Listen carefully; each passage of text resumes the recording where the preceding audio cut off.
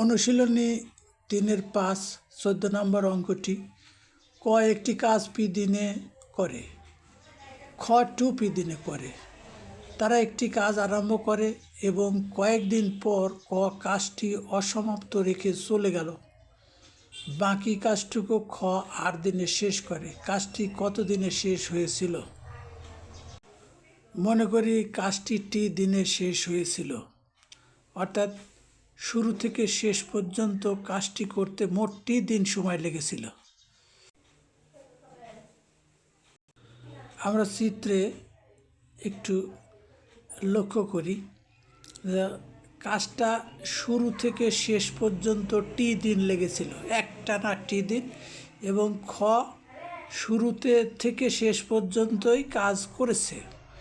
কিন্তু অর্থাৎ চিত্র অনুসারে এ থেকে জেড পর্যন্ত সমস্ত দিনই খ উপস্থিত ছিল, কাজে উপস্থিত ছিল।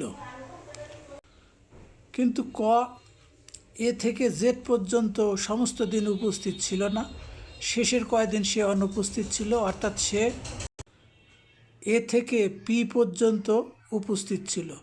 বাকি পি থেকে জেড পর্যন্ত, অর্থাৎ পি থেকে জেড পর্যন্ত এইটুকু সে কাজ করে নাই, অর্থাৎ এইটুকের পরিমাণ হলো আর দিন। তাহলে আমরা এখন বুঝতে পারছি ক টি দিন কাজ করেছে, কিন্তু অর্থাৎ খ টি দিন কাজ করেছে, কিন্তু ক আর দিন পরিমাণ কম করেছে খ অপেক্ষা। সুতরাং খ কাজ করেছে মোট দিন, অর্থাৎ টি দিন, কিন্তু ক কাজ করেছে টি অপেক্ষা আর দিন কম।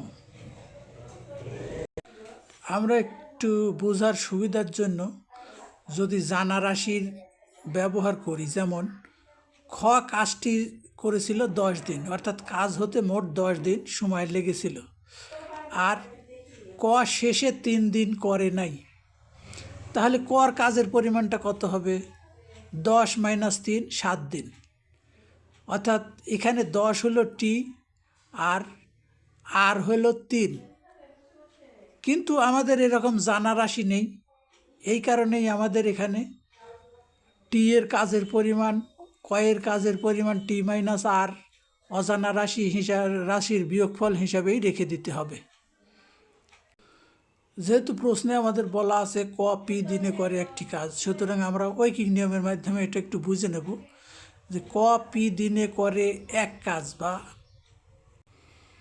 আমরা জানি এক কাজ মানে কাজের সমস্ত অংশ।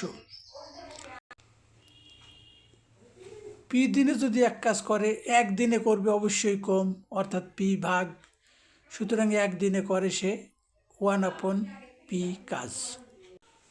সুতরাং টি - আর দিনে সে কতটুকু কাজ করবে? তাহলে ক টি - আর দিনে করে টি - আর/p কাজ। এটা কয়ের কাজ সমস্ত কাজ ক। সুতরাং কয়ের সমস্ত কাজের পরিমাণ হবে টি - আর/p, এত অংশ।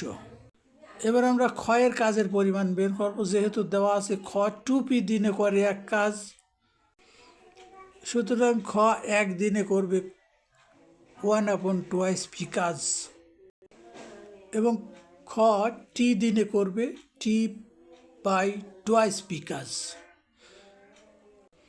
অর্থাৎ ক্ষয়ের মোট কাজের অংশ t/2p। এবার কয়ের কাজের অংশ এবং ক্ষয়ের কাজের অংশ আমরা যোগ করব, কয়ের কাজ যোগ ক্ষয়ের। তাহলে প্রশ্ন মতে আমরা লিখতে পারি কয়ের কাজ যোগ ক্ষয়ের কাজ = 1, অর্থাৎ সমস্ত কাজে এক অংশ, কয়ের অংশ যোগ ক্ষয়ের অংশ = 1।